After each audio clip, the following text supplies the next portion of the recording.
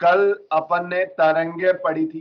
तरंग क्या होती हैं, तरंगों के प्रकार पढ़े थे, रस्सी तरंग पढ़े थे। रस्सी तरंग का लास्ट क्लास में वेग भी निकाल चुके थे। कितना था, √T/μ, जहाँ पे टी तनाव था, म्यू एकांक लंबाई का द्रव्यमान था, मतलब रेखीय द्रव्यमान घनत्व भी कह सकते हैं। और आज अपन पढ़ेंगे कि जो रस्सी है वो ऊर्जा एक जगह से दूसरी जगह संचरित करती है, कितनी ऊर्जा, या फिर प्रति क्षेत्रफल से एकांक समय में कितनी ऊर्जा गुजर जाती है, ये अपन देखेंगे, जिसको अपन तीव्रता नाम देने वाले। तो क्या है और क्या नहीं है देखिए। ये अपने पास एक रस्सी है जिसके अंदर ये से पल्स सी बन रही है, थोड़ी सी तरंगे बन रही है। यहाँ पे आपने देखा कि वेग बराबर पार्टिकल की वेलोसिटी देखी थी, वेव इनटू ढाल। यहाँ पे अपना ढाल अधिकतम होता तो वेग भी क्या होगा, सर्वाधिक होगा, तो गतिज ऊर्जा भी, और यहाँ पे गतिज ऊर्जा मिनिमम हो जाएगी। यहाँ पे कहानी थोड़ी सी देखने मिलेगी, वैसे तो डेरिवेशन कर सकते हैं बट इतना टाइम भी नहीं है अपने पास, कि पोटेंशियल एनर्जी जनरली दिमाग में ये सेट रहता है कि जहाँ काइनेटिक मैक्सिमम होती है वहां पे पोटेंशियल मिनिमम होगी, बट यहाँ ऐसा नहीं। यहाँ पे पोटेंशियल भी क्या होगी, मैक्सिमम होगी, और यहाँ पे पोटेंशियल, कहने का मतलब है दोनों साथ ही मैक्सिमम होंगे, साथ ही मिनिमम, साथ मैक्सिमम, साथ मिनिमम, साथ मैक्सिमम, साथ मिनिमम होगी। ठीक है। तो अब यहाँ पे अब तुम सोच रहे हो कि सर कंजर्व रहती है कि नहीं रहती, तो कंजर्व कोई ऐसे थोड़ी ना, इस पॉइंट पे ये पूरा एक, अपने वही वाली बात है एडियाबैटिक प्रोसेस में बात की थी कि मैं बोल रहा हूं तो एक जगह आपको उष्मा ज्यादा और एक जगह कम मिली, मतलब एक जगह सॉरी वो उष्मा क्या, एक जगह घनत्व ज्यादा और एक जगह कम, एक जगह दाब ज्यादा और एक जगह दाब कम। ताप में भी ऐसे हेर फेर रही होगी, लेकिन इसका मतलब ये थोड़ी ना कि वो ताप में कमी और ज्यादा है तो बाहर से आना देना कर रही है, नहीं जी।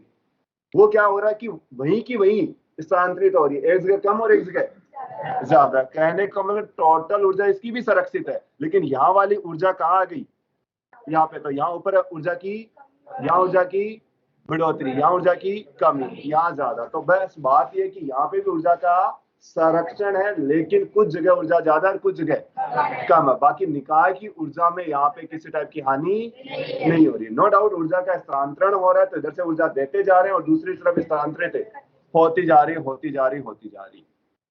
तो पहला पॉइंट ये पता होना बहुत जरूरी है, क्योंकि आपसे सवाल ऐसे ही मिलते हैं कि कहाँ पे अधिकतम और कहाँ पे न्यूनतम। तो यहाँ पे गतिज स्थिति भी मैक्सिमम और यहाँ पे गतिज स्थिति दोनों ही मिनिमम। ऐसे मत कर देना कि एक मैक्सिमम तो दूसरा मिनिमम, पहली बात तो ये।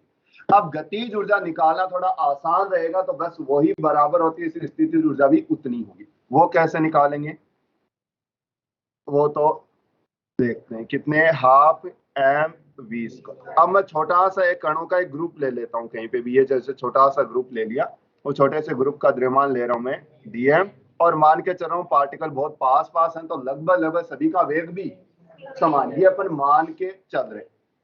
पार्टिकल वेलोसिटी निकालते कैसे हैं, वो निकालने के लिए y is equal to a sin kx minus omega T या ओमेगा टी माइनस kx, जो मर्जी। पार्टिकल वेलोसिटी इसका अवकलन करेंगे तो ये साइन,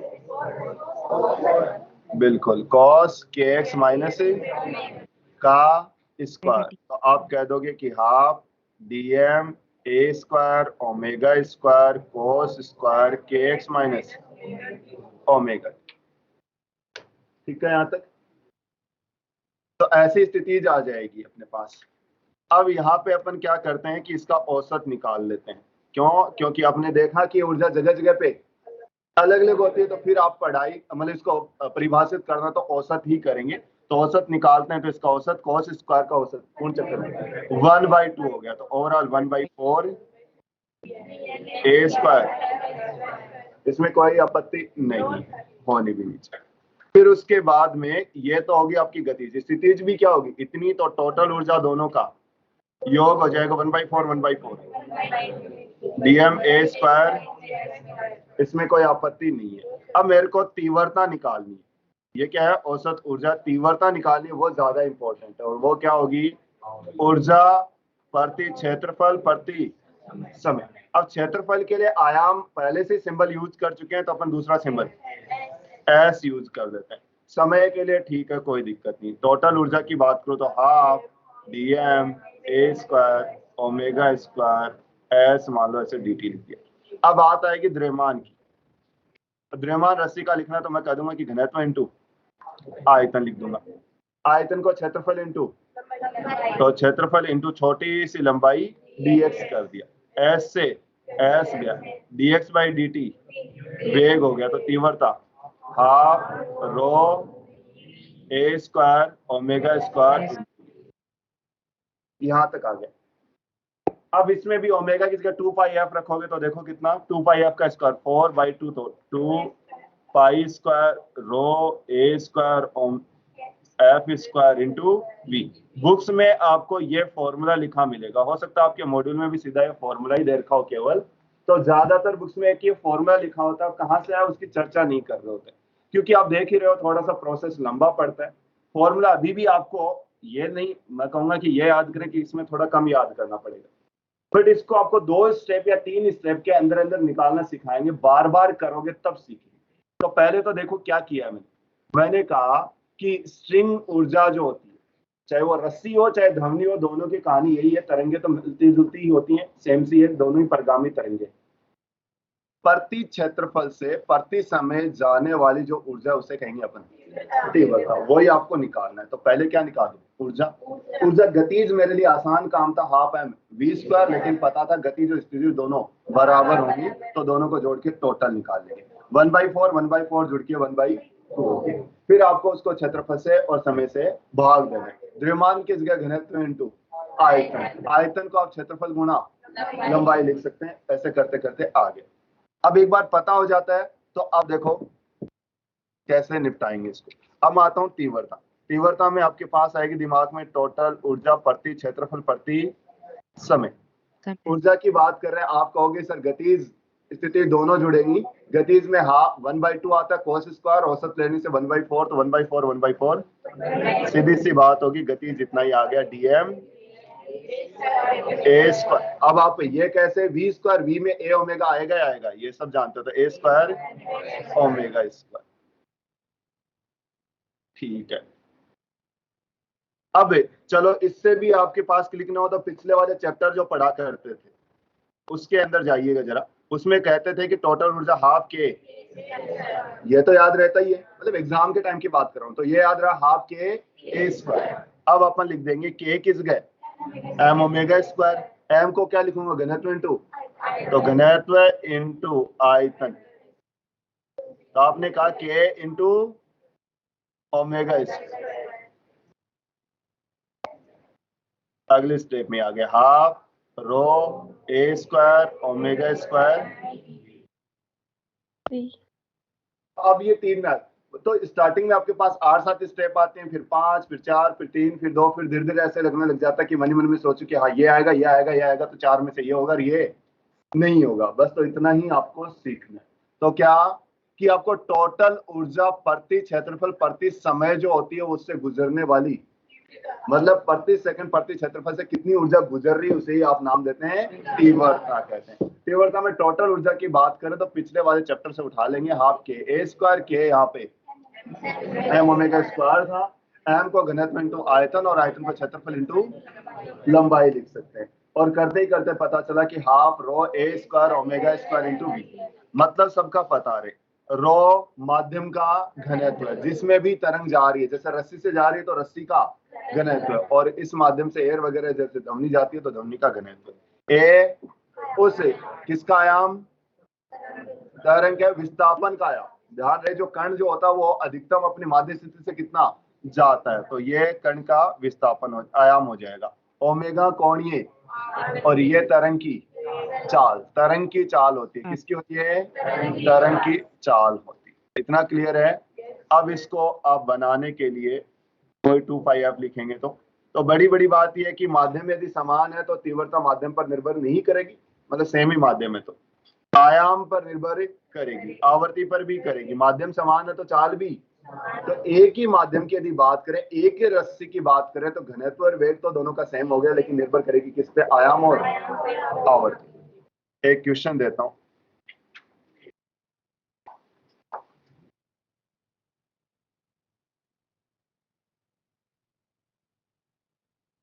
इसका आयाम a था,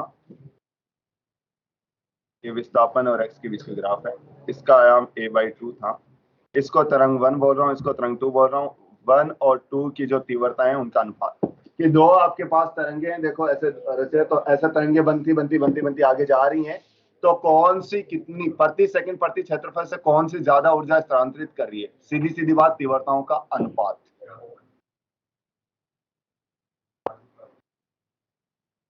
तो I1 बटा I2 का अनुपात बता दीजिए।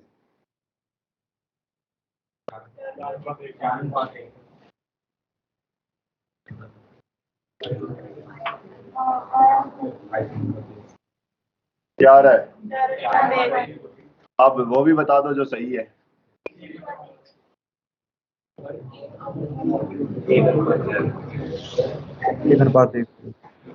क्योंकि आप अभी वो देखा जो आपको दिखाया गया है क्वेश्चन में, और क्वेश्चन में दिखाया गया आयाम, लेकिन एक वो चीज और है जो इसमें देखनी चाहिए तुम्हें, और वो है आवर्ती।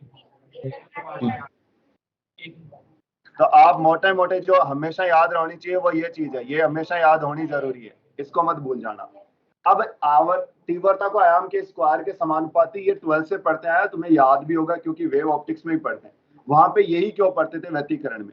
इसलिए पढ़ते थे क्योंकि व्यतिकरण जो होता है वो परगामी सॉरी इसमें कोहेरेंट वेव के बीच में होता है, मतलब कला समन तरंगों के बीच में होता है, और कला समन तरंगों की आवर्तियां समान होती है, इसलिए आवर्ती पे कभी ध्यान नहीं जाता। बाकी का ये आवर्ती और आयाम दोनों पे निर्भर करता है। तो A1 F1 बाई का स्क्वायर होगा, पहले का आयाम A होगा, आवर्ती मान लीजिए उसकी F है। तो अब देखो दूसरे का आयाम आवर्ती, अब इसने एक चक्कर किया तब तक दूसरे ने 2 चक्कर निपटा दिए, तो आवर्ती इसकी डबल हो जाएगी, तो एक गया तो 1:। तो यहाँ पे आपको अच्छा खासा सवाल ऐसे देखने को मिलेंगे। अब ये इसी में नहीं, दो तरंगे दे देता है, और 2 तरंगों में क्या होगा, y बराबर a समथिंग समथिंग ऐसे लिखा होगा, तो a वहां पे बताता है आयाम और t का गुणांक है, कौन ये आवर्ती। तो आपको 2 समीकरण लिखे होंगे, तीव्रताओं का अनुपात पूछेगा, तो आयाम और आवर्तियों पे ध्यान देंगे आप बार बार।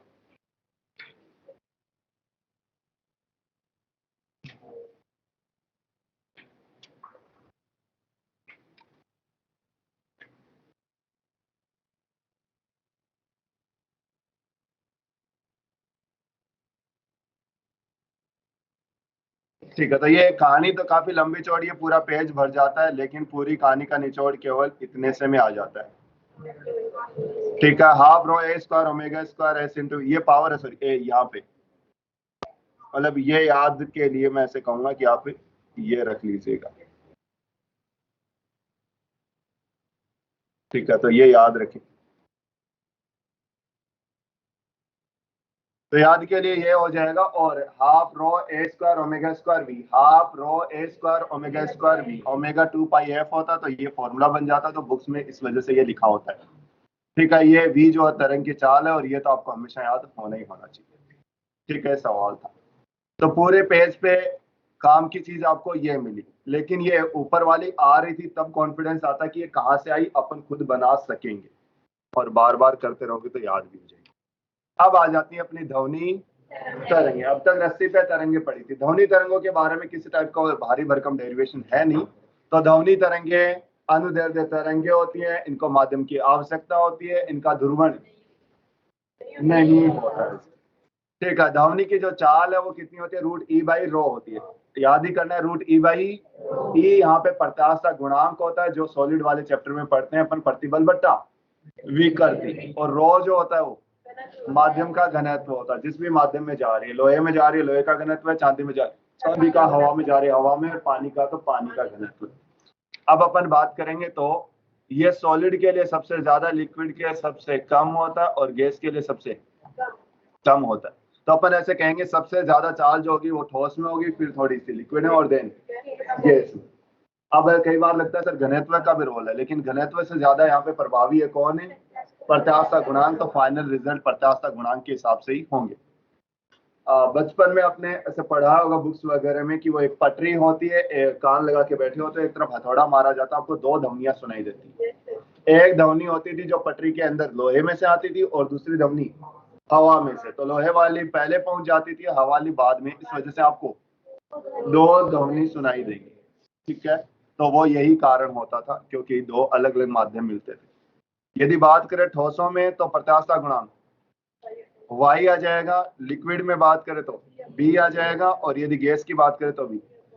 लेकिन गैस का प्रत्यास्थता गुणांक परक्रम पर निर्भर करता है। अपने पढ़ा पीवी की power n is equal to constant, तो बल्क मॉडुलस निकाला था n टाइम्स ऑफ। ठीक है, तो ये n गुणा p हो जाएगा।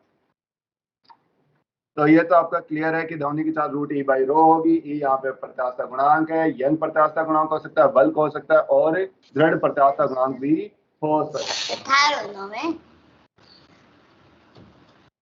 लेकिन अपने पास जो ध्वनि तरंगे होती है, इनको कंप्रेसिव चाहिए, मतलब इसमें क्या होगा, यंग और बल्क काम आ रहे होंगे। तो किसके लिए, ठोसों के लिए तो कोई दिक्कत नहीं, निकाल लेंगे। सबसे ज्यादा दिक्कत आएगी गैस में, क्यों, क्योंकि गैस के लिए अलग अलग प्रक्रम का अलग अलग होगा। अब ध्वनि क्या है, गैस है या फिर ठोस है, अरे सॉरी, हवा क्या है, गैस है, तो अब इसके अंदर कौन सा आएगा, बल्क मॉडुलस, और उसमें प्रक्रम जानना पड़ेगा।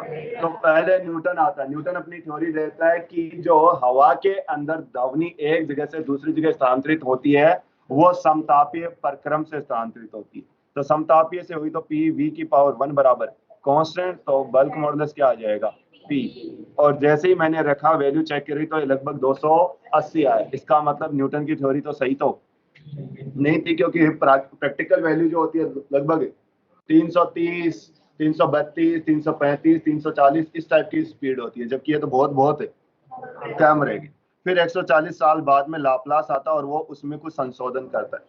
वो अपनी थ्योरी नहीं देता, वो उसी में संशोधन करता है। वो कहता है कि न्यूटन ने कहा वो ठीक ठाक सा था, लेकिन थोड़ी सी दिक्कत है उसमें, क्या कि उसने परक्रम शायद समतापीय माना, लेकिन समतापीय नहीं है, रुदोष्म होता है। रुदोष्म परक्रम के अकॉर्डिंग ये क्या आएगा, गामा आ जाएगा, गामा पी बाई रो, और रखा एसटीपी वगैरह पे वैल्यू, क्योंकि गामा ज्यादातर वायु के अंदर द्विपरमाणु गैस है, उसके लिए कितना जाएगा, 1.4 आ जाएगा। वहीं पे बात करें दाब वायुमंडलीय दाब है, और रो घनत्व, ये लगभग 1.3 के आसपास माना गया, देखा जाता वायु में इतना ही।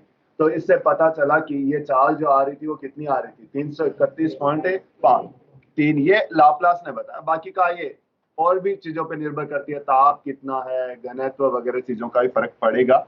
ये प्रायोगिक के बराबर थी, तो ज्यादा सही कौन हो गया, लाप्लास। लेकिन फिर भी न्यूटन को आज तक पढ़ते आ रहे हैं, जबकि वो गलत था। कारण सीधा सा है कि यदि वो आग नहीं लगाता तो शायद कोई सोच भी नहीं पाता कि ऐसा होता है। मान लेते कि थ्योरेटिकल ऐसा होता है, बस हमें नहीं पता क्यों होता है, लेकिन इसने बताया कि ये परक्रम होता है, ऐसे से जाती है। अब तक के ध्वनि की चाल कितनी होगी, रूट ई बाई ई क्या है, रो माध्यम का घनत्व होता है। फिर अपने बात की वायु कैसी है, गैस है तो बल्क मॉडुलस आएगा, लेकिन बल्क मॉडुलस निर्भर करेगा परक्रम पर। न्यूटन की थ्योरी के अकॉर्डिंग समतापी, और लाप्लास के अकॉर्डिंग रुदोष ने गामा पी बाई रो आई। केटीजी में और भी फॉर्मूले पढ़े हैं, तो gamma P by rho, gamma R T by M W, gamma K T by M, gamma P V by M हो जाएगा।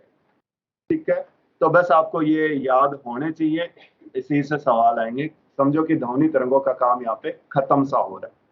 अब क्वेश्चन क्या बनते हैं, क्या क्या थ्योरी पढ़नी पड़ेगी, वो तुमसे बताता हूँ। सबसे पहले प्रभावित करने वाले कारक बताओ, दाब का प्रभाव बता दो।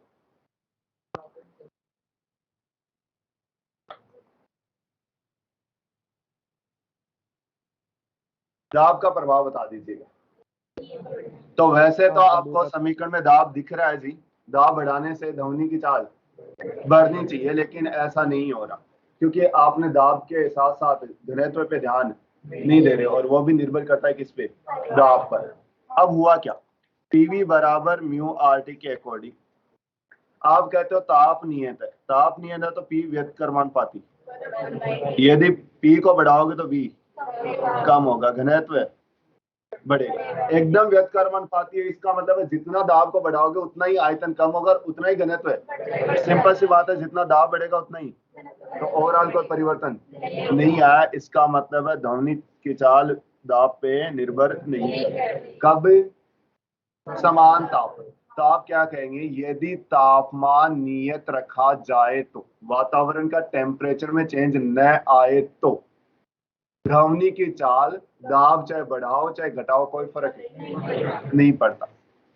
अब कहानी क्या, तुम कहोगे सर ताप चेंज करें तो ताप बदलने से फिर वो ताप का प्रभाव हुआ ना, दाब का तो किसी का प्रभाव का तो मतलब ये है, मान लो कि इसको ऐसे लगता है कि मेरे बिना क्लास नहीं चलेगी तो हम कहेंगे तो बाहर जा देखिए, तो इसको बाहर भेजा, फिर भी क्लास वैसे ही चल रही है, इसका मतलब इसका प्रभाव नहीं है। अब ये जाती है और मान लो पूरी क्लास बाहर चली जाती है, तब ऐसे मानते हैं कि शायद इसका प्रभाव तो है। अब इसका प्रभाव औरों पर है, इस वजह से बाकी जा रहे हैं और उसका प्रभाव फिर हम पर है, लेकिन इसका प्रभाव हम पर है नहीं है। जाके ट्राई कर सकती हो लो, लेकिन उससे एक चीज और पता चल जाएगी कि बाकी पे प्रभाव नहीं है, कोई साथ नहीं गए तो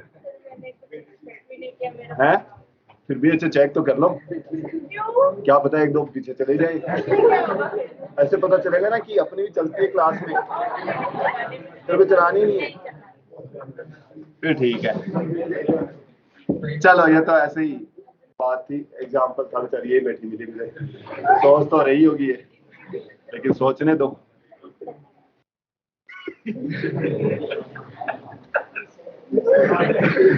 ये एंड्रेस कर रहा है कि मैं चला जाऊंगा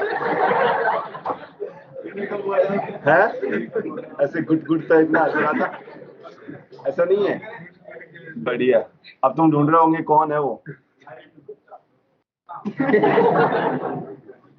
गुप्ता तो ऐसे 7 समुद्र पार आएगा, ऐसे चेयर को है,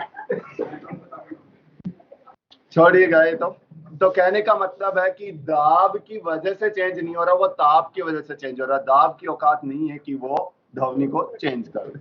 चलो तो फिर दूसरी चीज आती है क्या, नमी वगैरह का कोई प्रभाव पड़ेगा क्या, आर्द्रता का प्रभाव पड़ेगा? तो बताइए जरा, यदि नमी हो जाए तो बढ़ेगी या घटेगी?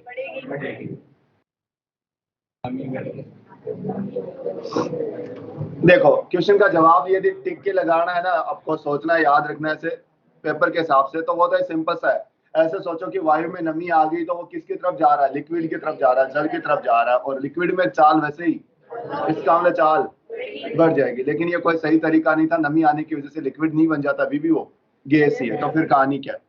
कहानी है कि यदि मैं ड्राई की बात करूं और मॉइस्चर की मतलब आर्द्र की बात करूं, तो ड्राई सूखी, यदि शुष्क वायु के अंदर देखोगे तो क्या मिलेगा आपको? ज्यादातर नाइट्रोजन प्लस है ऑक्सीजन, और आर्द्र हो जाती है तो nitrogen plus oxygen plus H2O मिलता है। अपन है ये निकालते हैं, वैसे तो देखने के लिए मोलिकुलर वेट तुल्य निकालना होता तो वो N1 M1 N2 M2 divide by N1 plus मोलों का ध्यान रखना पड़ता है, लेकिन बेसिकली अपन रफली चेक कर रहा हूँ, एक औसत क्या आता है।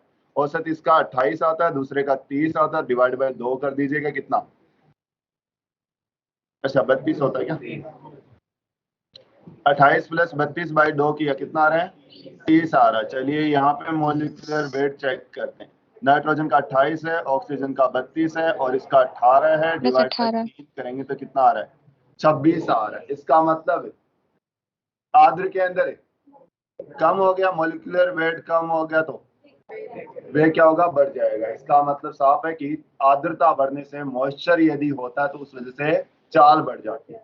तो समान ताप पर, ये इसलिए क्योंकि ताप में चेंज करोगे तो फिर तो कहानी अलग हो जाएगी। समान ताप पर गर्मियों के बजाय बरसाती दिनों में या फिर ओस वाले दिनों में आपको ध्वनि की चाल ज्यादा, अब ध्वनि की चाल से ज्यादा ये है कि वो फटाफट एक जगह से दूसरी जगह जाएगी, जाने में समय थोड़ा कम लेगी। ठीक। तीसरी चीज आवर्ती का प्रभाव। तो आवर्ती का कोई प्रभाव नहीं पड़ेगा। क्यों? क्योंकि ध्वनि चाल में दूर दूर तक आवर्ती आपको नहीं दिख रही, आवर्ती बढ़ाओ घटाओ कोई फर्क नहीं पड़ेगा। फिर चौथी चीज आती है कि हवा के प्रवाह का कोई फर्क पड़ेगा क्या? मान लो कि मैं ऐसे बोल रहा हूँ और यहाँ पे एक ऐसे कूलर सा लगा दिया, कूलर मेरी तरफ ऐसे हवा फेंक रहा है, तो मेरी आवाज पीछे पहुंचने में दिक्कत आएगी, और वो हवा ऐसे चल रही होगी तो आवाज जल्दी पहुंचेगी। इसका मतलब है यदि दोनों अनुकूल होते हैं तो चाल बढ़ जाती है और प्रतिकूल होंगे तो कम हो जाती है। आपका स्रोत है साउंड का, वो ऐसे जनरेट कर रहा था, यहाँ पे कान लेके बैठा था और वो सुन रहा था। तो इधर की तरफ साउंड जा रही है और हवा भी ऐसे ही चल रही है, तो इस वजह से साउंड की स्पीड बढ़ जाएगी, और यदि हवा उल्टी चल रही है तो साउंड की स्पीड कम हो जाएगी। ऐसे कान बड़े होते हैं हमारे, ऐसे पड़ोस में है, उसको कानडा कानडा कहते हैं। ऐसे छोरा है, उसके कान बड़े बड़े हैं तो उसको कानडा कहते हैं चिढ़ाने के लिए। कानडा, कानों का मालिक, कानडा।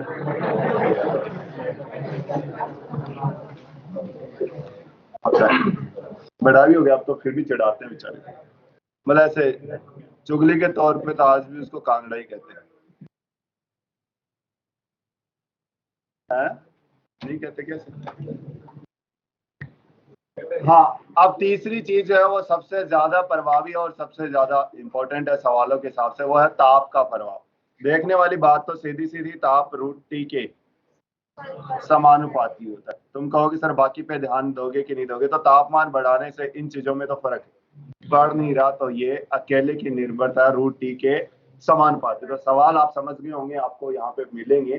तो ग्राफ क्या मिल सकते हैं? ग्राफ बताइए, v और तापमान के बीच में कैसा ग्राफ बनेगा? वी स्क्वायर समानुपाती टी है, मतलब ऐसा ग्राफ बनेगा। तो ग्राफ का बन गया। इसी के साथ और सवालों की यदि बात करें तो तापमान को हमने इतने डिग्री से बढ़ा दिया, इतने से कम कर दिया, तो ध्वनि चाल कितने से बढ़ गई, कितने से कम होगी? उस केस में v1/v2 बराबर रूट t1/t2। दिक्कत नहीं आएगी यदि तापमान ठीक ठाक बढ़ा है, दिक्कत आएगी जब 2-3 डिग्री बढ़ाओगे। क्यों? क्योंकि वो डिग्री में तो बोलने में ठीक है, लेकिन केल्विन में लिखोगे। अब मान लो मैंने 2 डिग्री से बढ़ाया, 273 से मैंने 275 कर दिया। अब पहले तो इसको भाग दो, देन उसका अंडर रूट करो और देन गुणा करो, तो कैलकुलेशन तो कुछ भी मान लीजिए रे, कम कर दिया। तो ऐसे केस में दिक्कत आएगी, तो क्या लगाओगे सॉल्व करने के लिए? बाइनोमियल लगाओगे। क्या लगाओगे? बाइनोमियल। तो ठीक है, पहले मैं बाइनोमियल समझा देता हूँ वही मानते हुए। तो माना t बराबर 0 पे STP पर जो चाल है अगले ने बताई कितनी थी, ध्वनि की चाल V0 थी 332 मीटर पर सेकंड लगभग। फिर है किसी ताप T पर, चाहिए था 0 पे, T डिग्री सेल्सियस पर, T डिग्री सेल्सियस पे मैं ऐसे कह दूंगा कि वो चाल VT होगी, और वही अपने को निकाल दी। तो VT/V0 बराबर T डिग्री सेल्सियस में था 273 प्लस T रखना पड़ेगा, और 0 पर तो 73 रखना पड़ेगा। VT बराबर V0, और ये भाग दोगे तो 1 प्लस T बाई की पावर 1/2।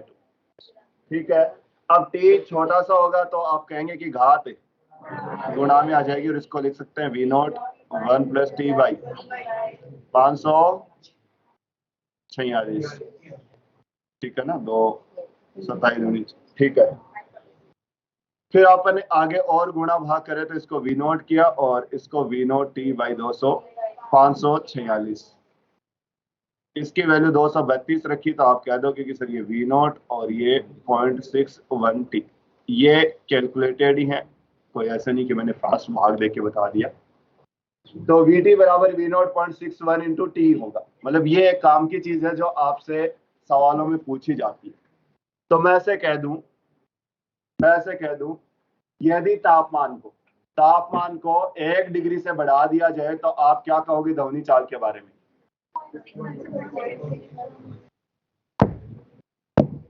यदि तापमान को 1 डिग्री सेल्सियस से मैंने बढ़ा दिया तो ध्वनि चाल के बारे में क्या कहोगे?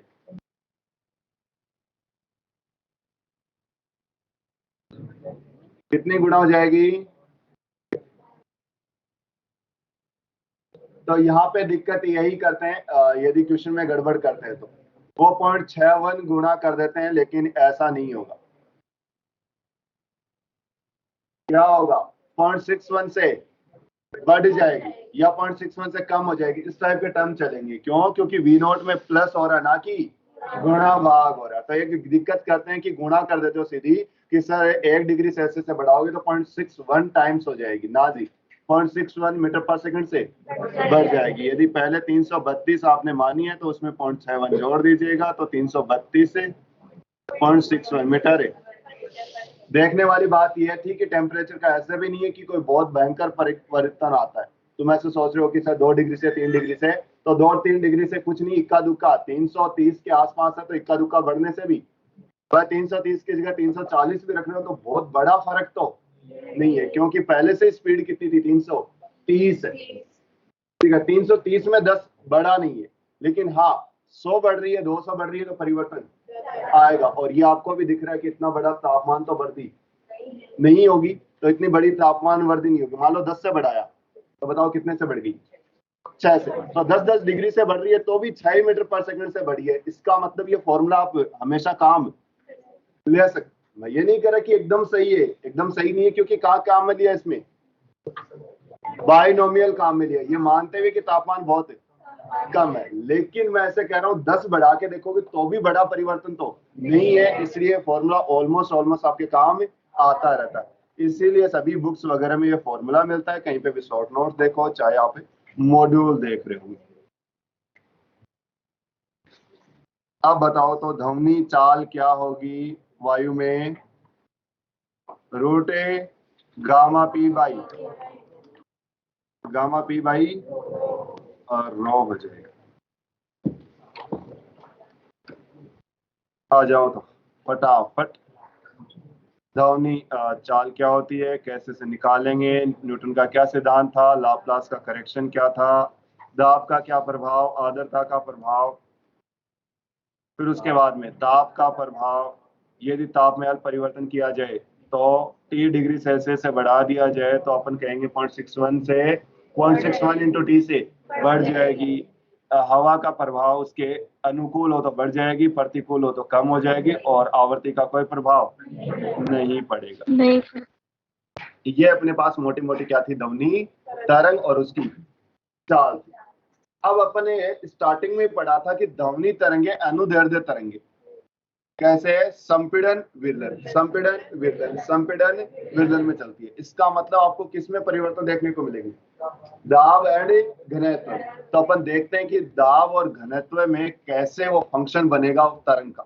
भाई अभी जो तरंग का बन रहा है वो पार्टिकल के बन रहा है कि पार्टिकल कितना ऊपर और कितना, और इसमें कहेंगे पार्टिकल कितना आगे और पीछे जा रहा है। लेकिन पार्टिकल के आगे पीछे जाने के साथ साथ एक और चीज हो रही है, दाब में परिवर्तन। तो वो तो वायु जो होगी वो तो विस्थापन होगी और ये दाब होगा। तो विस्थापन तरंग और दाब तरंग में कोई परिवर्तन आएगा कि नहीं आएगा? कि ऐसे होता है कि यह तरंग ऐसे बनी, यहाँ पे आपने देखा कि पार्टिकल की वेलोसिटी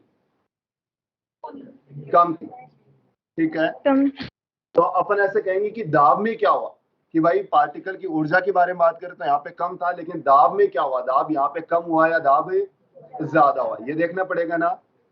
यदि बात करूं कण के विस्थापन की, यहाँ पे विस्थापन सर्वाधिक है, तो दाब का विस्थापन है, सॉरी कण का विस्थापन है सर्वाधिक है। तो देखेंगे कि दाब यहाँ पे सर्वाधिक है या फिर कम है या फिर कुछ और है। वैसे तो मोटा मोटा पता है दोनों के बीच में कलांतर 90 डिग्री को देखने को मिलेगा। प्रूफ करूंगा यहाँ पे, देखिए। चलो मैं ऐसे कह रहा हूँ, एक पाइप ले लिया है और यहाँ पे एक पिस्टन लिया है। मतलब प्रैक्टिकल जब कर रहे थे तो मैं क्या करूंगा, इसको डिस्टर्ब करूंगा, थोड़ा सा पिस्टन को ऐसे आगे धकेल के छोड़ा, तो उस वजह से एक ध्वनि तरंग बनती है और ये दाब में कुछ परिवर्तन। तो मैं एक छोटा सा एलिमेंट लेता हूं जिसमें चेक करना है। माना कि एलिमेंट जो है वो है dx, कितना है? dx। अब इसमें दाब में परिवर्तन आया तो इसके अंदर क्या होगा? संपीड़न या विलयन। माना कि इसमें संपीड़न आ जाता है इतना। वापस सुनिएगा बड़ा ध्यान से। dx एक, क्योंकि ऐसे जा रही थी तरंग तो x एक्सिस में, तो मैंने x से dx मतलब बहुत छोटा सा क्या ले लिया? अल्पांश ले लिया। उस अल्पांश का मैं अध्ययन करना चाह रहा हूं। अब उसमें मैंने कहा संपीड़न आया तो उसमें जो कमी आई है वो आई dy की। क्या आई, डी वाई की, क्योंकि कणी तो जो थे लेफ्ट राइट होने की वजह से हो रहा था। कितना कमी आई, डी वाई की। अब इसमें देखो मैं विकृति देखूंगा, तो बल्क मॉडुलस बराबर क्या होता है, दाब बटा माइनस डेल वी बाई, तो दाब बराबर minus B del V by, ठीक है यहाँ तक।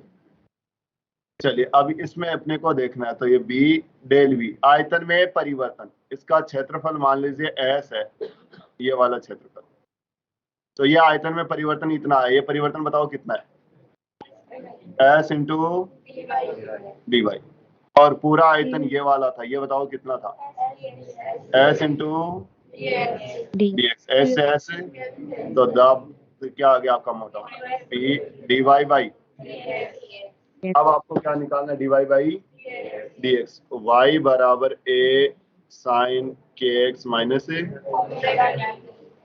इसका D Y by D X निकालो, ए साइन का इंटू, तो ये हो जाएगा बी ए के, जैसे भी आप ले लीजिएगा, तो ये कॉस,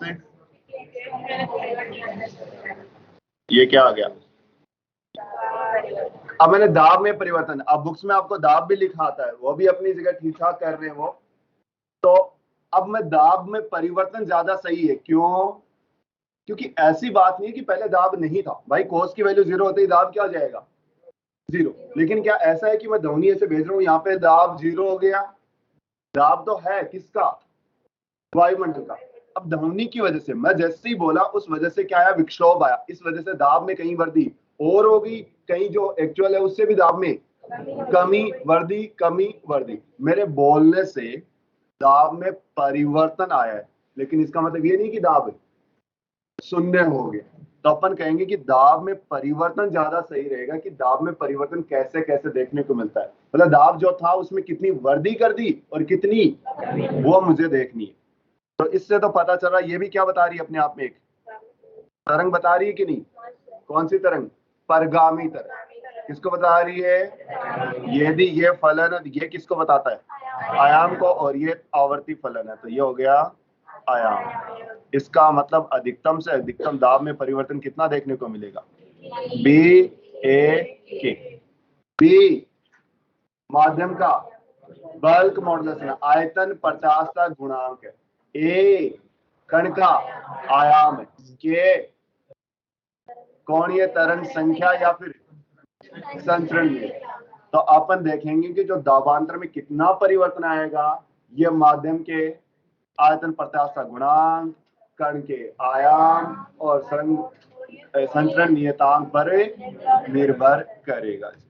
तो मैं ऐसे कह दूं डेल्टा पी बराबर,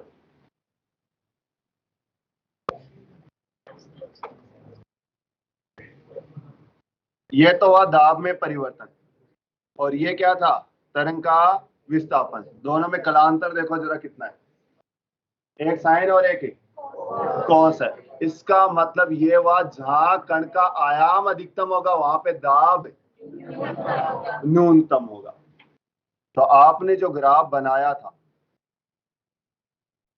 ऐसे वाला, यहाँ दाब का आयाम, सॉरी वो कण का आयाम, लेकिन दाब यहाँ पे मिनिमम होगा, मतलब यहाँ पे क्या दिखाओगे, विरलन या संपीड़न, यहाँ पे आयाम 0, तो यहाँ पे संपीड़न, यहाँ पे क्या होगा, यहाँ या संपीड़न, कहने का मतलब क्या है उस तरंग से, ठीक है, कि जहां पे कण का आयाम अधिकतम होगा वहां पे दाब न्यूनतम होगा, क्योंकि दाब का आयाम मिनिमम हो जाता है। तो ऐसे अपने को चर्चा करनी है। वैसे भी आपको दिख गया, ये साइन का ग्राफ था और ये माइनस है कॉस का, तो माइनस कॉस का ग्राफ बनाता हूं, तो नीचे से ऐसे चालू होगा।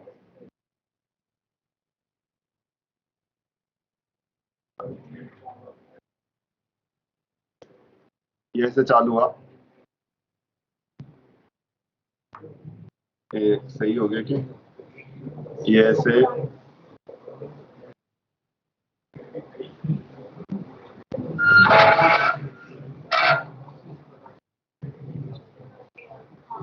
ऐसे चलेंगे, ठीक है। तो आप देख सकते हो यहाँ पे कण का आयाम मैक्सिमम हो, और यहाँ पे दाब वहां पे क्या हो गया, अच्छा मैंने थोड़ा सा, यहाँ पे आयाम 0 था और यहाँ पे दाब मैक्सिमम नहीं, दाब मिनिमम है।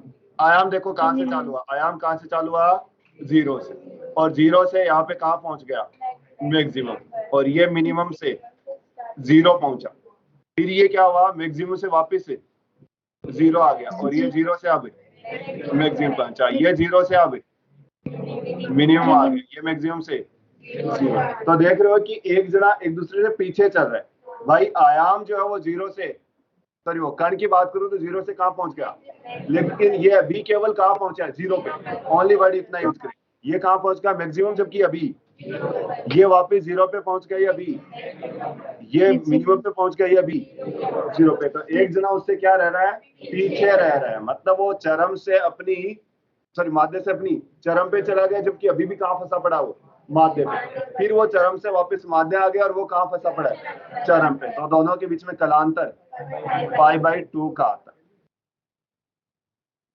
तो मोटी चीज यहाँ पे यही है याद रखने वाली कि दोनों के बीच में कलांतर है π/2। किस किस के बीच में, दाब तरंग तथा विस्थापन तरंग, दाब तरंग तथा विस्थापन तरंग। तो थोड़े याद करने पड़ेंगे, वर्ड है मीनिंग नहीं पता आपको। तो दाब तथा घनत्व के रूप में धावनी तरंग, मैंने बल्क मॉडुलस लिखा, दाब निकाला, dy/dx निकाला, आपके पास ये आया, ये होगा BA के। आयाम है किसका, दाबांतर का। दाब तरंग तथा विस्थापन तरंग में कलांतर π/2। लिखने का तरीका देखो कि आपके पास क्या होंगे कि कण अपनी माध्य स्थिति पे क्या करता है, दोलन करता है। तो माध्य स्थिति के राइट में और माध्य स्थिति के लेफ्ट में।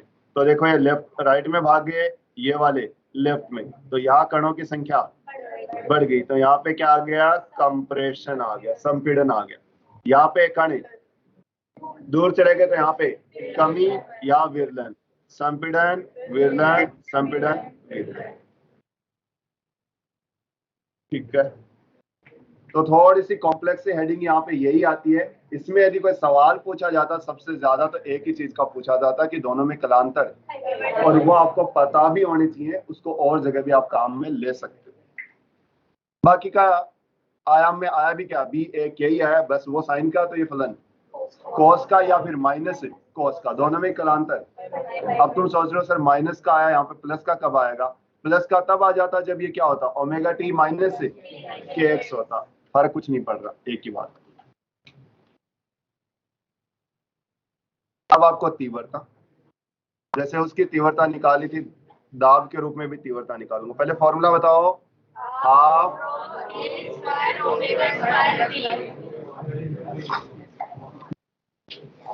अब जोर तो आएगा, लेकिन ये जोर सबका सब तुम ही लेंगे कि अभी ये फलन किसके रूप में, कण के आयाम के रूप में। लेकिन मैं क्या तरंग पढ़ा दी कौन सी, दाब, तो मैं चाहता हूं किसके रूप में आ जाए, दाब के आयाम के रूप में। बोले तो डेल्टा पी नोट, जिसकी वैल्यू है BA के। तो ये काम आएगा आपके साथ के साथ, आपके काम आएगा ओमेगा बराबर KV काम आएगा, ओमेगा बराबर KV काम आएगा कि मुझे ओमेगा भी यहाँ पे उड़ाना पड़ेगा।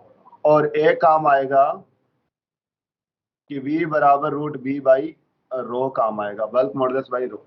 इन चीजों को यूज करके ये आपको finally delta P note V और घनत्व इसके रूप में तीव्रता निकाल दीजिएगा।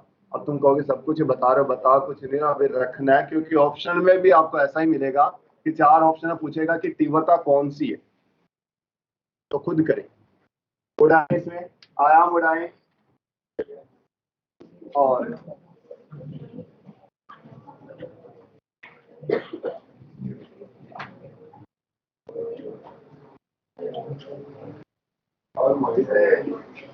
ये चेन काम में आ रही है, पहले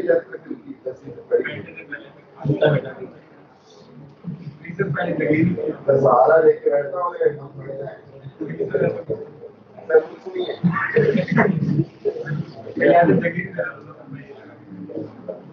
अभी कैसे आ रही पहले खाते एड्रेस कहाँ से क्या चाह रही है ये तो ये 3 घंटे यहाँ पर जाता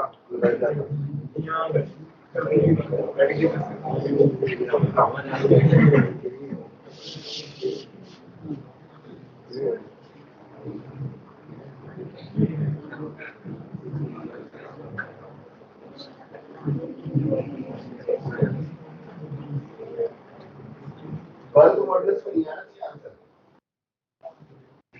बता दो बल्क मॉडल्स नहीं दाब वेग और गैस पर बल्क मॉडल्स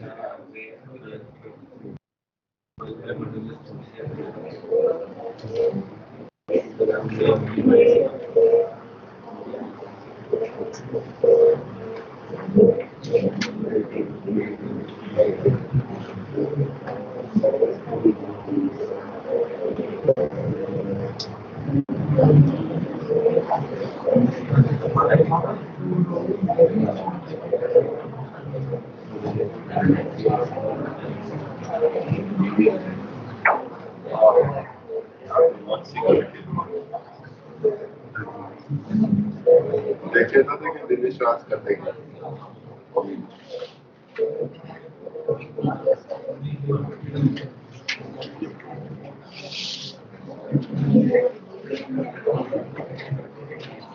तो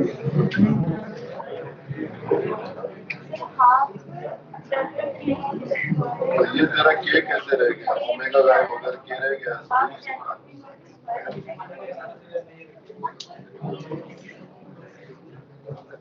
किस गया डेल्टा बी बाय बी के बेस पर बी आ गया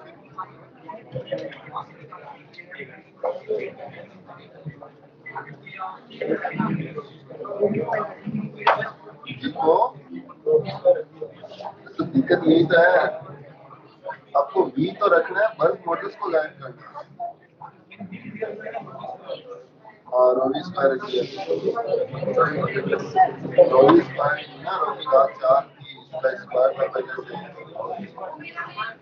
4 रोवी स्क्वायर तो बल्क मॉडल था उसकी भी घात ये तरह क्या बचा हुआ है ओमेगा कहाँ गया के भी रखा इसके के स्क्वायर से के स्क्वायर कट गया तो के लिए हो रहा है हो गया है यही आंसर रोज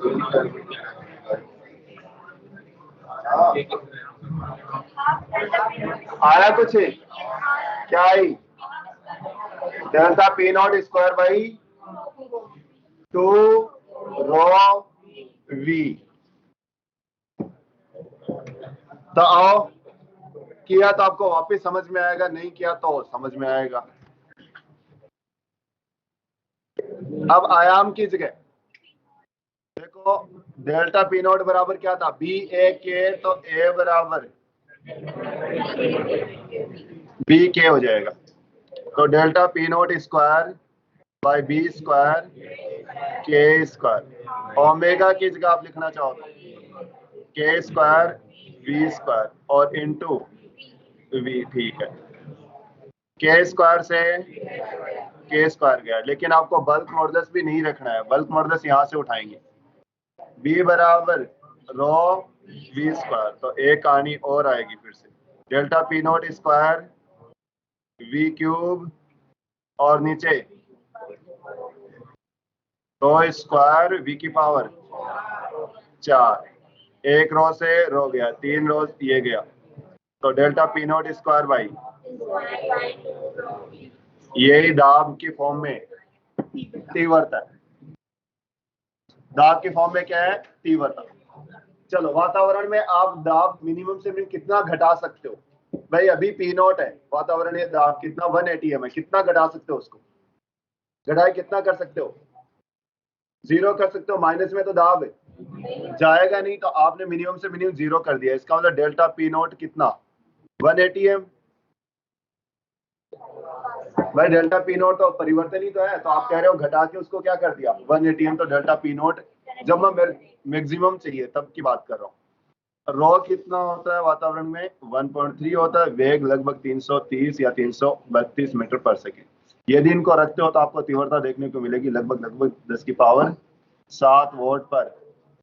कहने का मतलब है इससे ज्यादा तीव्रता ध्वनि तरंग की संभव, ध्वनि तरंग की वायु में अधिकतम तीव्रता 10 की पावर 7 वोल्ट पर मीटर स्क्वायर हो सकती है, इससे ज्यादा आपके बस की बात नहीं।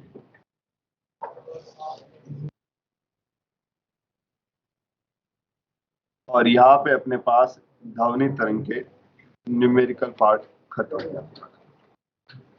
तो ध्वनि तरंग में याद रखने वाली चीजें क्या होता है, फिर वायु में उसकी चाल, फिर उसकी निर्भरता, और थोड़ा सा आगे जाएं तो दाब के रूप में ध्वनि तरंग कुछ भी अलग नहीं है, बस यही है कि जो विस्थापन तरंग थी उसमें कलांतर π/2 का मतलब साइन से कोस बना दो या माइनस से कोस बना दीजिएगा, ठीक है। फिर वहां पे जो आयाम आता है वो बी ए के आता है, बी बल्क मॉडुलस है, ए आयाम है कण का, और के संचरण निभा। वहां पे आप तीव्रता भी बना सकते हो delta P not square by 2 rho B. ध्वनि के कुछ गुण धर्म है, बस आप थ्योरी बताओ जरा। तारत्व क्या होता है, तुम बता दीजिएगा। लड़की की आवाज तारत्व होता है। तारत्व पिच क्या होता है?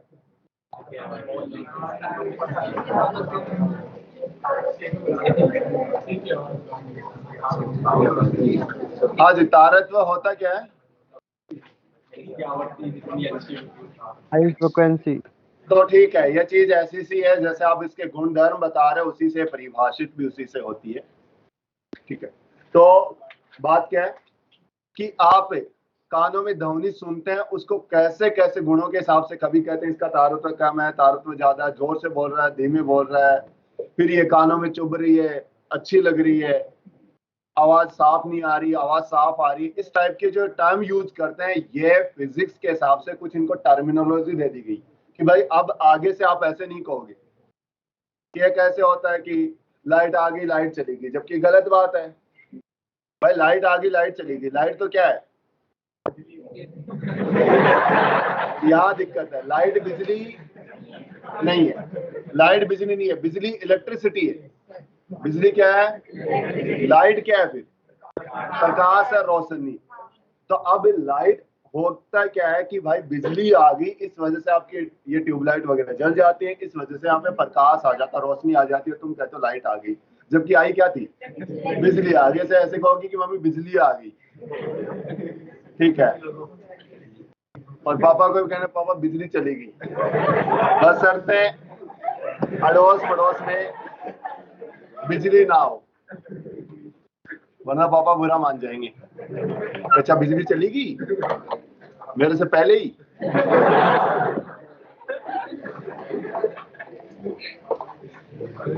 तो बिजली का ध्यान रखा करो। तो क्या है बिजली? इलेक्ट्रिसिटी। तो कहने का मतलब है एक टर्मिनोलॉजी थी जो आप कैसे क्या यूज करते हो, वो उनको मतलब नहीं है, उनको बस लाइट आ गई, वो उसी को बिजली भी बोल देंगे, उसी को लाइट भी कह देगी, ठीक है। अब अपने पास एक थोड़ी सी धुंध हो रही है, तो तुम कहोगे थोड़ा मॉइस्चर बढ़ रहा है, आर्द्रता। अब वो एक टर्मिनोलॉजी थी, वो भी ऐसे ही कह रहे हैं कि थोड़ी सी धुंध पड़ रही है, तो धुंध में अपने आप ही क्या हो गया? मॉइस्चर हो गया, आर्द्र होगी, वो नमी होगी उसके अंदर। तो बात यह कि बोलने की कुछ टर्मिनोलॉजी है, ऐसा नहीं कि कुछ नया है, इससे पहले आपने नहीं सुना होगा। तो तारत्व क्या होता है?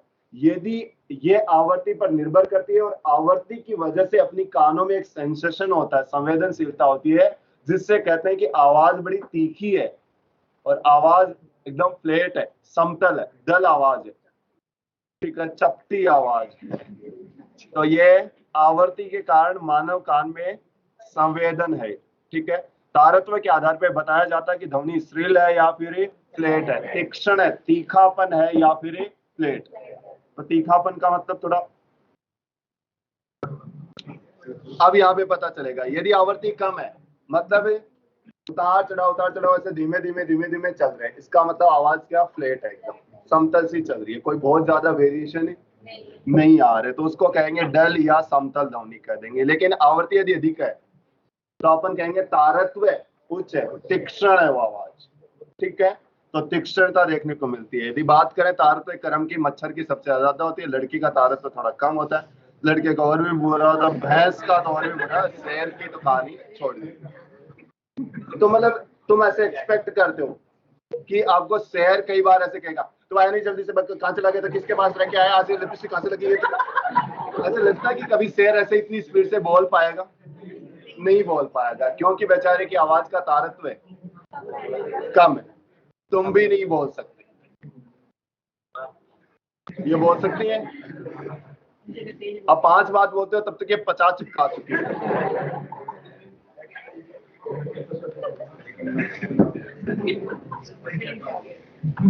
हाँ, कौन आ गया?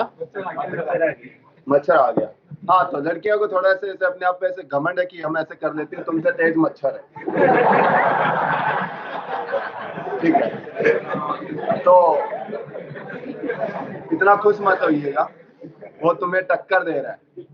और लड़के भी इतना ज्यादा ऐसे मत होइएगा, तुम भी भैंस के करीब हो। सोचो, मतलब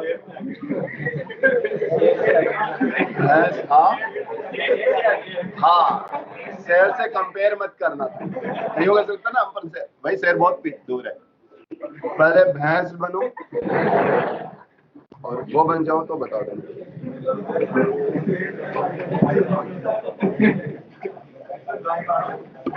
हाँ हाँ, गाय नहीं, तो कहने का मतलब जहां पे आवाज में सी तीखापन है, ठीक, उससे कहानी सिंपल सी है। तीखापन का मतलब है फटाफट फटाफट फटाफट फटाफट फटाफट बोलना। अपन भी ऐसे कोशिश करते हैं, घोल में थोड़ा होता है, किसी को सुनाई नहीं देगा। ठीक है, और ये ऐसे मतलब सुनते ही हो तुम तो चपर चपर चपर चपर कितना बोल देती है, तभी तो कहना चाहिए चपाड़ी कहानी खा गए।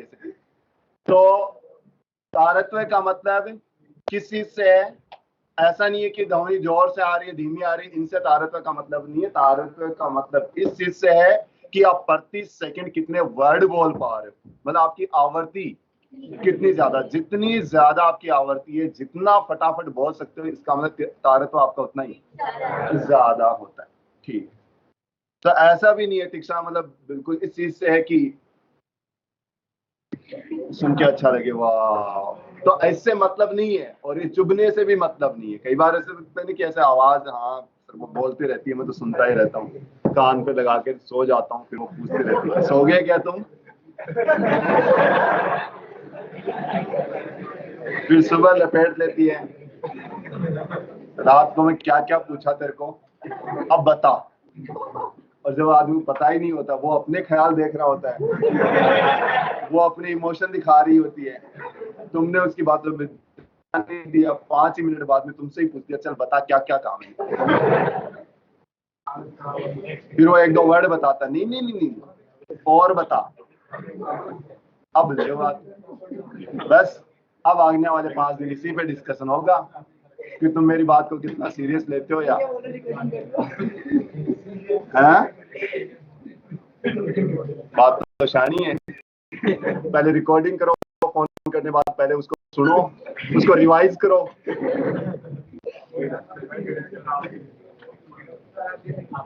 नहीं बस मैं बता रहा हूँ, एक्सपीरियंस की कोई बात नहीं है। हाँ, चलो, तो उम्मीद है तुम्हें तारत्व याद होगा। ठीक, अब मैं आता हूं दूसरी चीज पे, प्रबलता पे। तो इसकी कहानी थोड़ी अलग होगी। तो लाउडनेस, आप कह रहे हो कि ये सिर्फ बहुत जोर से बोलते हैं, ये बहुत धीमे बोलते हैं, उससे आप कहते हो लाउडनेस। ठीक है, तारत्व का मतलब अलग था, लाउडनेस मतलब कितना जोर से बोल रहे हो। और जोर से मतलब कहीं ना कहीं ऊर्जा से आता है कि कितनी ऊर्जा आप दे रहे हो। और ऊर्जा से मतलब कहीं ना कहीं यहाँ तीव्रता से या आयाम से आता है, क्योंकि तीव्रता अपने पढ़ी थी 1/2 रो a² ओमेगा² × v। मतलब आपकी तीव्रता क्या होगी, ज्यादा आयाम ज्यादा होगा तो तीव्रता ज्यादा होगी, तीव्रता ज्यादा होगी तो आपकी ध्वनि की प्रबलता भी ज्यादा होगी। तो ध्वनि प्रबलता का मतलब यह है कि आयाम या तीव्रता के कारण आप कानों में आपको जो सेंसेशन उत्पन्न करता है उसे आप क्या कहते हैं, लाउडनेस कहते हैं। लाउडनेस का फॉर्मूले की यदि बात करें ऐसे डिनोट करते हैं, ये होता है 10 log I by I note. ये ध्यान रहे 10, ठीक है, log किस आधार पे, 10 पे, I by I नोट, ये dB फॉर डेसिबल, ठीक है, डेसीबेल होती है। डेसी का तो मतलब जानते हो बेल, इसकी यूनिट होती है, क्या होती है, डेसिबल। डेसी का मतलब 10 की पावर -1 से, यदि डेसी की जगह 10 की पावर माइनस रख दी तो किसको गायब कर देगा, 10 को, तो इसकी यूनिट बेल भी हो सकती है। तो ऐसा नहीं कि डेसी होती है, डेसीबेल या बेल हो सकती है, लेकिन डेसी के केस में 10 आएगा और बेल के केस में 10 नहीं आएगा। फॉर्मूला ऑलरेडी प्रूव्ड है, अपन कुछ नहीं, अपन पढ़ेंगे इसको। L is equal to 10 log I by I not decibel होती है जी। I नोट क्या है, थ्रेशोल्ड इंटेंसिटी, मतलब ये कि पहली तीव्रता, इससे कम तीव्रता पे आपको कुछ भी सुनाई, मतलब I बराबर I नोट करके देख लो, log 1 की वैल्यू, इसका मतलब है कि यदि तीव्रता I नोट रही तो किसी टाइप की लाउडनेस मतलब आप सुन भी नहीं सकते, लाइब्रेरी साइलेंस खत्म है। तो यहाँ पे 10 की पावर -12 होती है, कितनी होती है, 10 की पावर -12, तो बहुत कम तीव्रता होती है, मतलब कई बार सुन ही नहीं रहा, सुन नहीं, छोड़ो बोलना तो छोड़िएगा, आवाज भी नहीं आ रही, एकदम साइलेंस होता है, जैसे लाइब्रेरी के अंदर होता है। ऐसा नहीं कि लाइब्रेरी में आइडियल साइलेंस है, बट ऐसे कहते हैं, उसको लाइब्रेरी साइलेंस बोल देते हैं कि किसी भी टाइप की शोर शराबा नहीं आ रहा। तो इसमें डेसिबल कितनी होगी, 0 होगी। आई जो होती है मापी तीव्रता, तो बात यह है कि आपको आई देगा और आप क्या बता दोगे, लाउडनेस। लेकिन ज्यादा जो सवाल बनते हैं वो ध्वनि प्रबलता में परिवर्तन के बनते हैं कि लाउडनेस में चेंज कितने का आया। तो ये कैसे निकालेंगे, L1 बराबर 10 log I1 बाई L2 बराबर 10 log I2 by I note. Change आपको देखना है, तो L2 माइनस L1, 10 बाहर आया, log I2 by I note minus log M minus log N, log M by I2 by change in. तो loudness ध्वनि प्रबलता में परिवर्तन आएगा 10 log I2 by I1, 10 log I2 by I1 हो गया, I2 अंतिम तीव्रता, I1 प्रारंभिक तीव्रता हो जाएगा। तो इतना परिवर्तन आएगा। सवाल पूछता हूं जिससे बनते हैं सीधे सीधे वही, यदि आपने तीव्रता को 2 गुना कर दिया तो लाउडनेस ध्वनि प्रबलता के बारे में क्या कहोगे,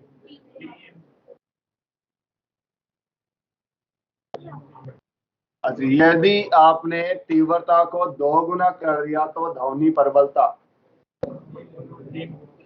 बस यही आके फिर से गड़बड़ कर देते हो तुम। और मैंने जैसे ऐसे कहा कि फिर से गड़बड़ कर देते हैं, सबके सब एक ही चीज पे लगे कि log 2 की वैल्यू गलत तो नहीं लिख दी हमने, और फिर भी अब उसके बाद में लोग सोचने लग जाते हैं कहीं 10 से गुणा गलत तो नहीं कर दिया, 3 की बजाय वो 30 करने लग जाते हैं।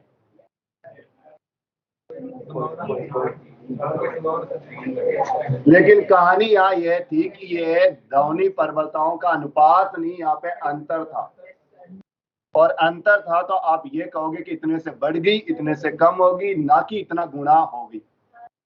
तो यहाँ ध्वनि प्रबलता 3 डेसिबल से बढ़ जाएगी यदि तीव्रता 2 मीटर। चलो अगला सवाल फिर से पूछता हूँ, तीव्रता को 3 गुना कर दिया तो बताओ जरा ध्वनि प्रबलता के बारे में।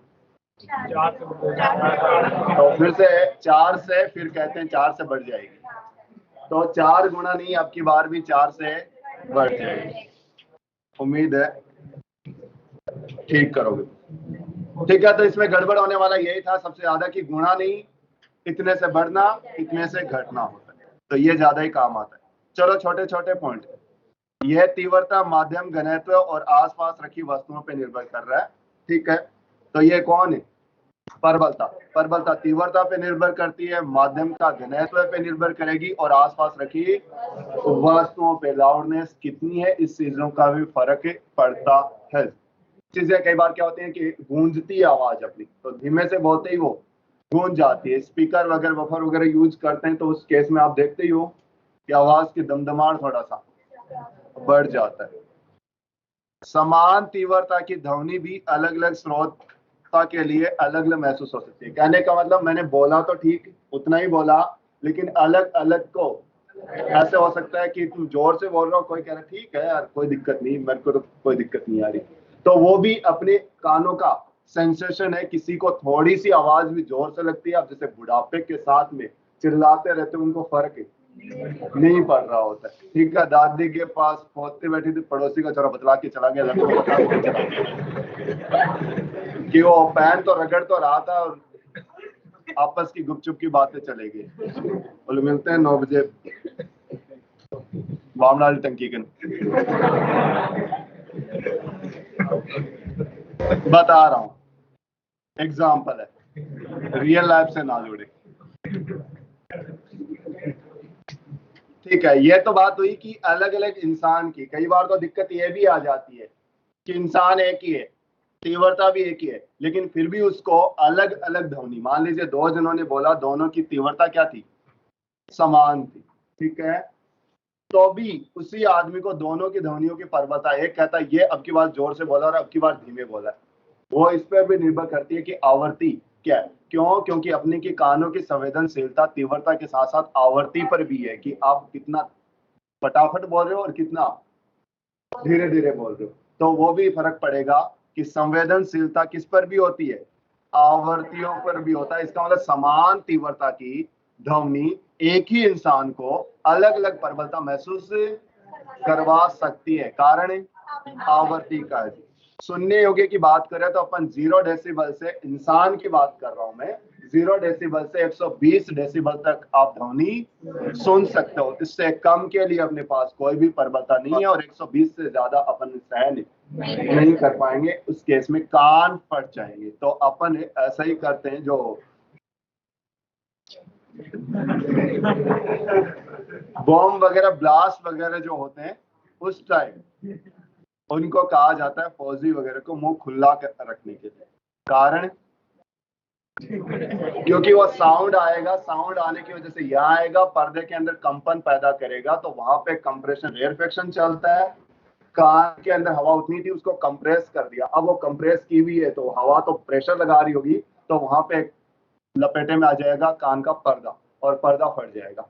तो आप मुंह खोल के रखते हैं ताकि वो जो है आगे ट्रांसफर हो जाए, मुंह से वो आवाज मतलब जो साउंड है वो बाहर निकल जाए, कि वहां पे ज्यादा कंपन ना हो।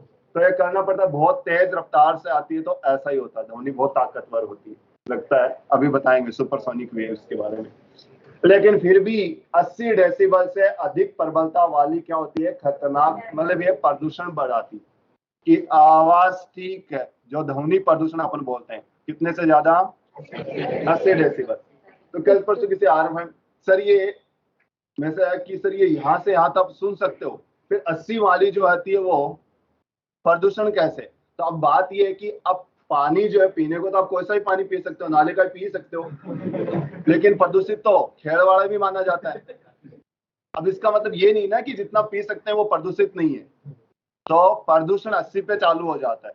तो ऐसे नहीं कि 120 तक आप 110 फैला रहे हैं फालतू में, नहीं जी। सिटी में तो कंट्रोल कर रखा होता है, रात को डीजे भी नहीं चलने दे रहे होते हैं। बाकी का रूल है, रेगुलेशन है कि 10 बजे के बाद में शोर शराबा नहीं होना चाहिए, फाइन लगता है वहां पे। हाँ वो बात अलग है, गांव में चालू ही 10 बजे होता है। Yes sir. है तभी लेके रुमाल नाचना स्टार्ट करते हैं कि तब तक तो इधर उधर घूम रहे होते हैं कि वो पापा आ रहा है, वो मम्मी आ रही है, फिर वो उस बच्चा टिकनर वो बच्चनर वो जिन्हें पा लेके फिर तो पैसों की जगह एटीएम भी मार मार के दे रहे होते हैं। फिर सुबह घूमते फिरते हैं, यार मेरे को एसबीआई वाला एटीएम नहीं मिला, कहाँ है, क्योंकि वो तो निकल यार पैसे तो इतने ही होते हैं। सादा बुद्धा होता तब तो पता ही होता, वो डालता ही पर्स में इतना ही है, 100 नोट तो 500 600 1000 5000, फिर एटीएम मारेगा। ले तेरे भाई तेरे पे पूरा लाखों में लुटा रहा है। हाँ, फिर जिनको हिंदी आती है वो इंग्लिश बोलते हैं, इंग्लिश वाले हिंदी में। नहीं, वो ऐसे मतलब लैंग्वेज अपग्रेड हो जाती है। वैसे तो मारवाड़ी वाले जो होते हैं हिंदी बोलने लग जाते हैं। नहीं, अपने को इसलिए पता है कि अपन सुनते हैं उस टाइम आंसर, फिर उनको सुबह बताते हैं, फिर वो शर्माते हैं, फिर हमें मजा आ जाता है कि क्या बात कर रहा, मैसेज से बोला। कहा। तो अब आते हैं बिंदुवत स्रोत पे। तो यही चल रही थी परबलता ही। तो अपन क्या कर रहे हैं, मैं बोल रहा हूँ, पास वाले को जोर से सुनाई देता है, धीरे धीरे जाते जाते थोड़ी सी आवाज उसको कम सुनाई देती है। जबकि मैंने ही बोला है स्रोत से मैं, तो परबलता अलग अलग क्यों है, तीव्रता मेरी अलग थी, तो इसका मतलब कहीं ना कहीं तीव्रता और परबलता पे दूरी के साथ परिवर्तन आता है, और यहाँ पे देखने को मिलेगा। तीव्रता जो होती है वो क्या होती है, पावर बटा, तीव्रता होती है तो क्या, ऊर्जा बटा क्षेत्रफल इंटू समय, ये क्या होगी, पावर बटा क्षेत्रफल। तो इसका स्फेरिकल का क्षेत्रफल 4 पाई आर स्क्वायर, इसका मतलब तीव्रता आर स्क्वायर के व्यक्त करानुपाती। जैसे जैसे आपसे दूरी बढ़ती जाएगी स्रोत से, वैसे वैसे तीव्रता कम होगी, इस वजह से परबलता भी कम होगी। लेकिन जब बात करूं मैं रेखीय स्रोत की, तो वहां पे उसका क्षेत्रफल, बेलनाकार क्षेत्रफल 2 पाई आर है। तो ऐसे केस में केवल व्यक्त करानुपाती होगी आर के, और समतल स्रोत से तो कोई फर्क ही नहीं पड़ता।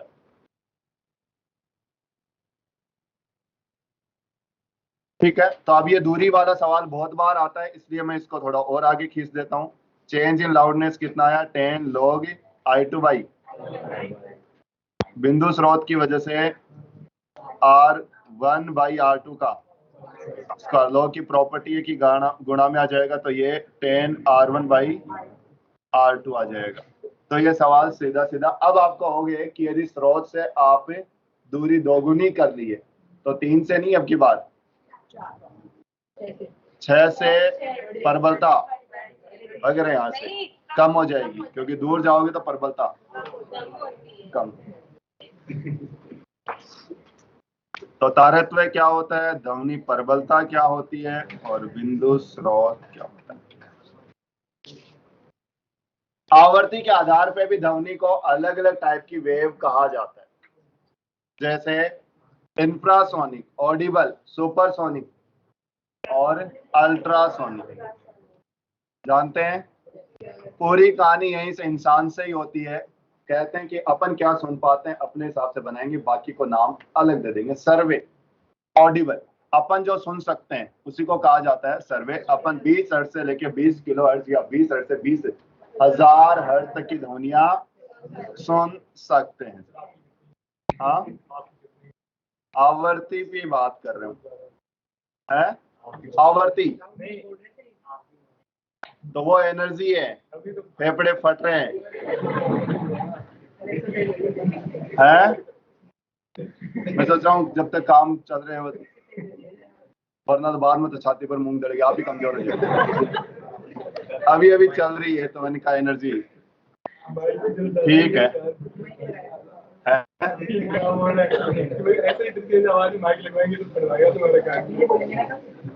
तो उसके बाद में मैं तो बस इसीलिए ऐसे करता रहता हूँ कि ठीक है, घर से भी यदि बाहर भी निकाल दिया तो इतने सारे बच्चे हैं, किसी के एक दिन भी रह के आएंगे तो ठीक है, चल जाए। एक दिन तो रखे लोगे है, ज्यादा तो अपन फिर रुकेंगे नहीं ना। मैंने हर महीने की एक बार बात की है, फिर अगले महीने फिर से बता रहा हूँ।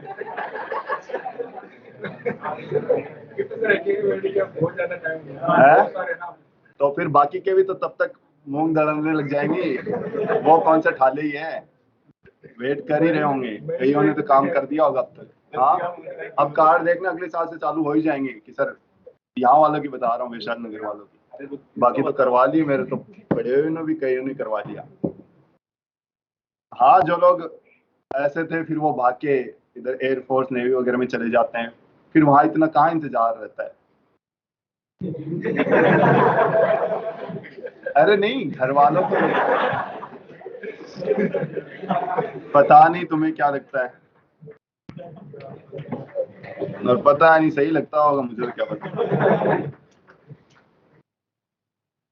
तो मैं आवर्ती कम है, 1 सेकंड में कम बोलता हूँ, ऐसे नहीं कि बार बार बर बर बर बर बर बर बर ऐसे बोलता हूँ।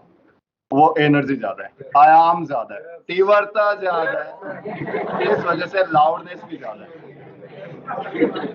अब यहाँ पे बात कर रहे हैं अपन अपसर्वे और अल्ट्रासोनिक और सुपर। अब ये सब सिंपल से बता देता हूँ कहाँ दिक्कत आती है।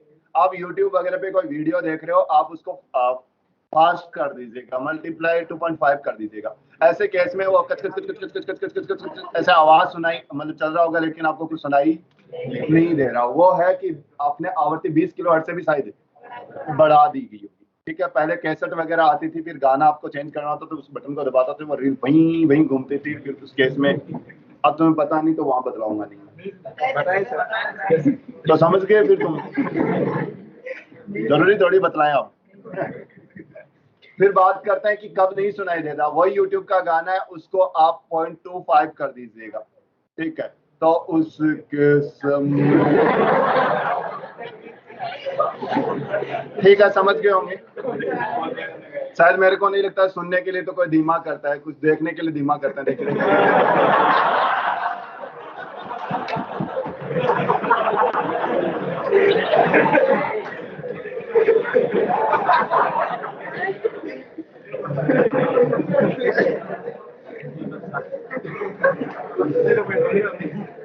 अरे अब तुम्हारा मुझे पता नहीं ना, तुम कहाँ ले जाते हो। मैं तो ऐसे कह रहा हूँ कि जैसे हीरो ने ऐसे ब्लड चलाई और फिर विलन के, तो वो तो क्या होती है, एक्टिंग ही तो होती है। तो ऐसे देखते हैं कि उसके टच की या बगल से गई, तो मैं तो ऐसे देखने के लिए देखे इसको चोट मारी, अब इसके लगी भी या फिर ऐसे जाके वापस आ गया। तो वो क्या करते हैं, उसको ऐसे करा और फिर वो फास्ट कर देते हैं। फास्ट कर देते हैं, ऐसा लगता है कि उसके चोट लगी, लेकिन ऐसा नहीं होता। अब तुम्हारा बता दो, बताने लायक है। तुम कब स्लो देखते हो वीडियोस को, कब स्लो करते हो, क्यों स्लो करते हो? 0.25 तो बहुत धीमा हो जाता है उस केस में। तो मैं कह रहा हूँ आवाज तो नहीं सुनती फिर। Yes video slow. अच्छा, आवाज सुन के क्या करना था?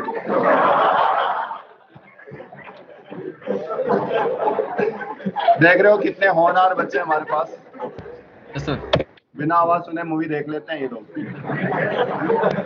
तो दूसरी होती है। चार्ली चैपलिन की देखता होगा, वैसे भी उनमें आवाज आती नहीं। हाँ, कई जिनको नहीं सोच रहे वो ऐसे सोच रहे हैं कोई उनमें भी वो सुपर हीरो है। नहीं नहीं, चार्ली चैपलिन एक कॉमेडियन है। कईयों को ऐसे लग रहा है ना कि अपनी दुनिया में जा रहे हैं, इसका चार्ली चैपलिन उनसे मिलता जुलता है कि ये तो नहीं है, तो उनमें से नहीं है वो। कहीं तुम आज सर्च कर रहे हो चार्ली चैपलिन मूवी, क्या पता सर बता रहे हैं कुछ अच्छा होगा, देख लेते हैं। नहीं जी है। चलिए, तुम्हारे वाले हीरो की हम चर्चा करेंगे नहीं अभी।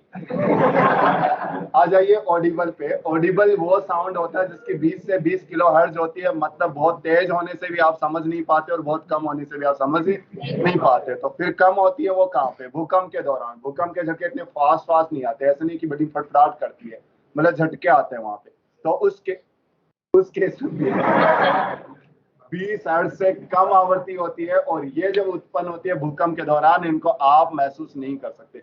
यदि आपको पता चलता है कि भूकंप आ रहा है, इसका मतलब आप सांप प्रजाति के इंसान हो, क्योंकि सांप वगैरह, बाकी के और भी इंसेक्ट बहुत सारे हैं। कहते हैं कि भेड़ वगैरह को भी पता चल जाता है। ठीक है, एक एग्जाम्पल बताना था। सांप इनको महसूस कर जाता है, उनको पहले ही पता चल जाता है कि भूकंप आने वाला है। क्यों? क्योंकि उसके यहाँ तक प्रभाव आएगा, लेकिन तरंगे तो पहले ही भाग आती है। ठीक है, पराग सर्वे की बात करें, अल्ट्रासोनिक की आवृत्ति बहुत ज्यादा होती है। यदि बात करें एग्जांपल के लिए, तो कहते हैं कि चमगादड़ इनको उत्पन्न करके और वो सुन भी सकते हैं। ये अपनी बस की बात नहीं है, फिर भी कर पाते हो तुम पक्का चमगादड़। तू तो सुन पाता होगा नहीं।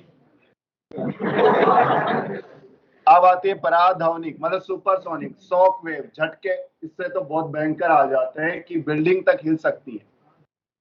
सुपरसोनिक तब बनती है जब वो उत्पन्न करने वाला स्रोत ध्वनि की चाल से भी तेज दौड़ने लग जाए। जैसे जेट वगैरह जो होते हैं, इतने राफेल वगैरह जो होती है, इनकी स्पीड जो होती है उससे भी, ध्वनि चाल से भी ज्यादा होती है। ऐसे केस में जैसे ये जाएंगे तो उसके आसपास गड्डाट सा उठेगा और हो सकता है कि आपकी बिल्डिंग वगैरह के शीशे वगैरह क्रैक हो जाएं, यहाँ तक कहते हैं कि बिल्डिंग फट भी सकती है। ये देखने को जेट को तो इतना तेज रफ्तार से भगा के नहीं देखा गया होगा, या फिर आपने भी नहीं देखा होगा, लेकिन यदि आसपास कहीं बिजली गिर जाती है तो उस वजह से आपको देखने को मिलेगा आपके घरों में दरार आ जाती है, या फिर आपके आसपास पहाड़ी है और उस पहाड़ी के अंदर सुरंग चलवाई जाती है, सुरंग। ठीक है, तो सुरंग चलवाने की वजह से भी आसपास के घरों में धीरे धीरे समय के साथ वो कमजोर हो जाती हैं और दरारें आ जाती है। टंकी वगैरह जो होती है उनमें भी दरार आ जाती है। कहानी यहाँ पे सुपर सोनिक की है। ठीक, तो आपका जब जेट वगैरह ऐसे जाएगा तो जेट वगैरह ऐसे पास से जब गुजरेगा तो उस वजह से क्या होती है, कॉनिकल वेव शंक्वाकार क्या बनती है, ये विक्षोभ उत्पन्न होता है और उस वजह से बिल्डिंगें क्या होती हैं, ध्वस्त हो जाती है। तो होता क्या, होता यह है कि एक स्रोत है और स्रोत क्या करेगा, चारों तरफ तरंग भेजता है और ध्वनि ऐसे पहुंची यहाँ पे, लेकिन ध्वनि अभी तक यहाँ पहुंची बट स्रोत तो आपका यहाँ पहुंच गया। फिर से इसने क्या बना दी, तरंग भेज दी, तरंग भेज दी, तरंग भेज दी।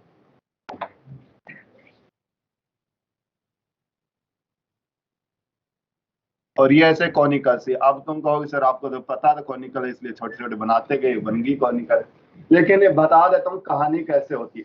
कहानी होती है कि ध्वनि की जो चाल है वो इतनी दूर इतनी देर में, मान लीजिए समय लगा उसको टी, कितना लगा, टी समय, या फिर मैं ऐसे कहूँ कि ये कहानी 0 पे चालू हुई थी और अब आपका समय जो बीत चुका है वो कितना, या फिर इधर ले लीजिएगा, ये अभी तरंग चालू ही हुई है 0 पे, इसको 1 सेकंड हो गया, इसको 2 सेकंड, इसको 3 सेकंड, इसको 4 सेकंड, इसको 5 और इसको 6 और इसको 7 और इसको 8 सेकंड हो गए।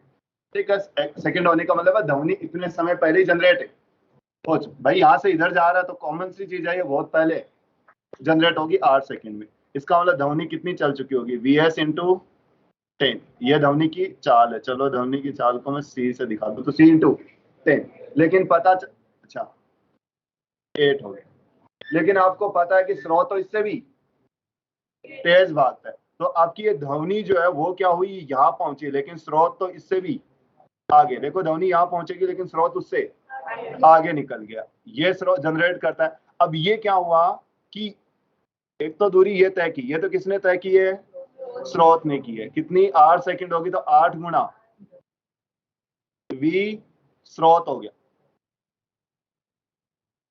और ये ध्वनि की चाल इंटू 8, तो ये दूरी आपको कम मिलेगी और ये दूरी ज्यादा मिलेगी। तो अपन क्या कह रहे हैं, स्रोत बहुत तेज तेज भाग रहा है, जबकि ध्वनि तरंगे तो धीमी चल रही थी, वो तरंगे पहुंचे नहीं, उससे पहले स्रोत आगे चला गया, इस वजह से ये कॉनिकल बन जाती हैं और ये बहुत ही घातक होती है, ये बिल्डिंग वगैरह में क्रैक वगैरह आसानी से ला देती है। ठीक है, ये थी अपने पास तरंग। उसके बाद आते म्यूजिकल इंस्ट्रूमेंट जो होती है, उनकी आवृत्तियों का भी कुछ नामांकन कर रखा होता है, जैसे आधारभूत, मतलब आधार आवृत्ति, बेस आवृत्ति हुई, सन्नादि, अधीस्वर। तो क्या होता है आधारभूत, फंडामेंटल आवृत्ति क्या होती है कि कोई भी म्यूजिकल इंस्ट्रूमेंट मिनिमम से मिनिमम कितनी आवृत्ति जनरेट कर सकता है, उसको कहते हैं अपन आधारभूत आवृत्ति। फिर उस मिनिमम के पूर्ण गुणज, मतलब 1 गुना, 2 गुना, 3 गुना, 5 गुना, 6 गुना, उनको कहते हैं हार्मोनिक्स, बोले तो सन्नादि कहते हैं। और उद आधारभूत से जो भी ऊपर है उनको सबको अधीस्वर कहते हैं कि ये अधीस्वर होंगे। तो कौन सी सन्नादि है, ये देखेंगे कि कितनी गुणा है, 5वीं है इसका मतलब 6 6 गुना होगी, 10वीं है तो 10 गुना हो जाएगी। जैसे मूल आवृत्ति मेरे पास F नोट है, तो मैंने F note, 3F note, 5F note, 7F note और 9F नोट, तो इसको बोलोगे आप क्या, मूल आवृत्ति। ठीक है, और उसके बाद में जो भी चालू होंगे उनको अधीस्वर, ये कौन सा, पहला, ये दूसरा अधीस्वर, ये तीसरा अधीस्वर, ये। अभी बात करेंगे किसकी, सन्नादि, ये कितनी गुणा मूल आवृत्ति की, 1 गुणा, तो प्रथम सन्नादि, ये तृतीय सन्नादि, ये 5वीं सन्नादि, ये 7वीं सन्नादि और ये 9वीं सन्नादि। तो सन्नादि का मतलब होता है कि कितना गुणज है, 5 गुणा, 10 गुणा, 8 गुणा, 2 गुणा। और अधिस्वर का मूल आवर्ती से अधिक जो भी आवर्तियां उनको अधिस्वर कहते हैं। एक एग्जांपल है, तो इसमें मैंने ऑर्डर में रखा 2, 3, 4, 6, 10 को। ये क्या होगी? मूल आवर्ती होगी। ये कोई भी गुणज नहीं है तो इसको कोई भी अधिस्वर नहीं। ये 2 गुणा, तो दूसरा, सॉरी अधिस्वर क्या, दूसरा सन्नादि। ये तीसरी, ये कितनी गुणा है? 5वीं सन्नादि। ये कितनी गुणा भी नहीं है। अधिस्वर की बात करें तो इसके बाद में पहली बार पहला, दूसरा, 5वां अधिस्वर। तो अधिस्वर तो क्रम से ही आते हैं, किसको छोड़ के? मूल आवर्ती। कलांतर, समांतर, पथांतर में संबंध। कहते हैं एक चक्कर लगा के आओगे तो कला कितनी हो जाएगी? 2 पाई हो जाएगी। ठीक है। एक चक्कर लगा के आओगे, पथ कितना तय कर लोगे? एक चक्कर लगा के आओगे, समय कितना ले लोगे? इसका मतलब तीनों एक दूसरे के तुल्य, बराबर नहीं, तुल्य। तुल्य का मतलब है कि जब लैम्डा होगा तो समय में टी होगा और कला में 2 पाई हो जाएगा। इनमें संबंध कैसे? यदि आपके पास कलांतर 2 पाई है तो पथांतर होगा लैम्डा। कलांतर 1 है तो, और यदि कलांतर आपके पास मतलब सॉरी पथांतर कितना, कलांतर कितना, डेल्टा फाई, तो पथांतर गुणा, अरे वापस देखो, 2 पाई था तो पथांतर ही, 1 था तो पथांतर ही, और डेल्टा फाई है तो पथांतर गुणा delta X by delta phi, lambda by 2 pi, या फिर आप लिख दो डेल्टा एक्स बाई लैम्डा और फाई बाई। तो इस हिसाब से अपन याद भी रख लेते हैं इसको, ये काम आएंगे रहे पथांतर वगैरह। ठीक है। ध्वनि की गुणवत्ता से मतलब है कि आपकी ध्वनि के अंदर कितने अच्छी है वो, कितनी सुनने में आपके पास साफ सुथरी है वो, क्वालिटी कैसी है उसकी। और इनका जजमेंट सबका लिया जाता है किससे? सन्नादि वगैरह से। किसे लिया जाएगा? सन्नादि। मतलब कैसे सन्नादि वगैरह कैसी हैं, कौन कौन सी मिलती हैं, पता चलता है कहीं भी कभी लगातार सन्नादि मिल रहा है, पहला, दूसरा, तीसरा, चौथा, पांचवा, और कभी कभी देखने को मिलता है कि कुछ कुछ छूट जाती, गायब हो जाती हैं। पहली मिल गई, दूसरी नहीं मिली, तीसरी मिल गई, चौथी नहीं मिली, पांचवी मिल गई, छठी नहीं मिली।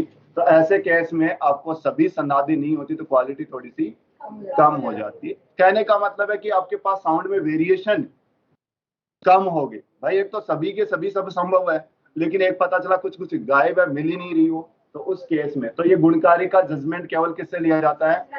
सन्नादियों से, कि आपके म्यूजिक के अंदर कितनी सन्नादि है, उसी हिसाब से क्वालिटी की मतलब साउंड की क्वालिटी के बारे में कहा जाता है।